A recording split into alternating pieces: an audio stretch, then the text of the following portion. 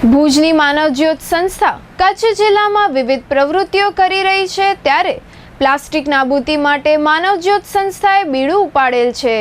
સંસ્થા દ્વારા કાપડની થેલીઓનું વિતરણ કરવામાં આવી રહ્યું છે અને લોકોને પ્લાસ્ટિકની થેલી ન વાપરવા માટે જાગૃત કરવામાં આવી રહ્યા છે।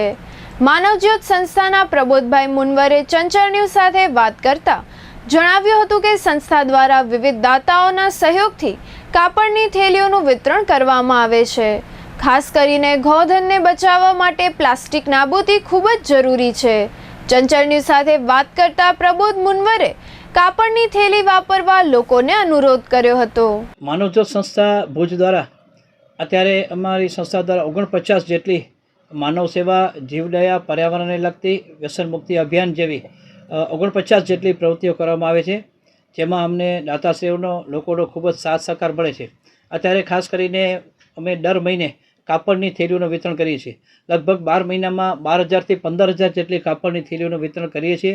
એ વિતરણ કરવાનું કારણ એકમાત્ર છે કે જે પ્લાસ્ટિકનો વધતો જતો બહોળો ઉપયોગ કે જેની સામે લોક જાગૃતિ બને, લોકો આ પ્લાસ્ટિકનો ઉપયોગ કરતા બંધ થાય અને આપણે જે વારંવાર કહીએ છીએ કે આપણે પ્લાસ્ટિકનો ઉપયોગ કરી અને ગૌમાતાને બચાવીએ, તો ખરેખર આ પ્લાસ્ટિકનો જે ઉપયોગ થઈ રહ્યો છે જે ઝીણી એકદમ પ્લાસ્ટિક છે, જેથી આપણે જ્યાં ત્યાં ફેંકી દઈએ છીએ। અત્યારે ખાસ કરીને કોઈ પણ વસ્તુ આપણે લઈ આવીએ છીએ, ઘરે આવી એ ડબ્બામાં ખાલી કર્યા પછી બહાર થેલી જે આવે છે પ્લાસ્ટિકની, એને આપણે બાલ્કનીમાંથી નીચે ફેંકી દઈએ છીએ। થોડી વાર પછી ગૌમાતા આવે છે, એને ચાટીને એ ખાઈ જાય છે। અને ઘણીવાર સુપાશ્વ જૈન સેવા મંડળના અમારા મિત્રો જ્યારે ગાય માતાનું પેટનું ઓપરેશન કરે છે ત્યારે 15 કિલો, 20 કિલોથી 50 કિલો આવી પ્લાસ્ટિક નીકળે છે, તો એને કોણે ખવડાવી? આપણે ખવડાવી છે, જેથી આ પાપના ભાગીદાર આપણે બનીએ છીએ। એક બાજુ આપણે વાત કરીએ છીએ કે ગૌ માતાના શરીરની અંદર 33 કરોડ દેવતા છે, તો પછી આવી ગૌ માતાઓને આપણને બચાવવી પડશે અને બચાવવા માટે આપણે બધાએ સાથે મળીને જે પ્લાસ્ટિકનો ઉપયોગ છે એને વેળાસર બંધ કરવો પડે।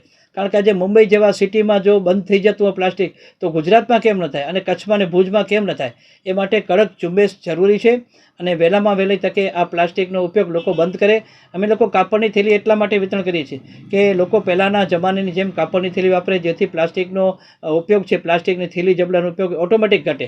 માટે લોકોને મારી 2 હાથ જોડી કરબદ્ધ પ્રાર્થના છે કે વહેલામાં વહેલી તકે જે ઝીણી પ્લાસ્ટિક છે, ઝીણા જબલા છે, એનો મહેરબાની કરીને ઉપયોગ બંધ કરે, જેથી આપણે ગૌમાતાને પણ બચાવી શકીએ। ને આ પ્લાસ્ટિક છે જ્યાં જ્યાં દટાઈ જાય છે, જમીનને નુકસાન કરે છે, પર્યાવરણને નુકસાન કરે છે, તો એમાંથી બચવા માટે આપણા પાસે એકમાત્ર ઉપાય છે અને એમાં એકમાત્ર ઉપાય એ છે કે આપણે બધાએ સાથે મળીને પ્લાસ્ટિકની ઝીણી જબલા, પ્લાસ્ટિકનો ઉપયોગ વહેલી તકે બંધ કરીએ।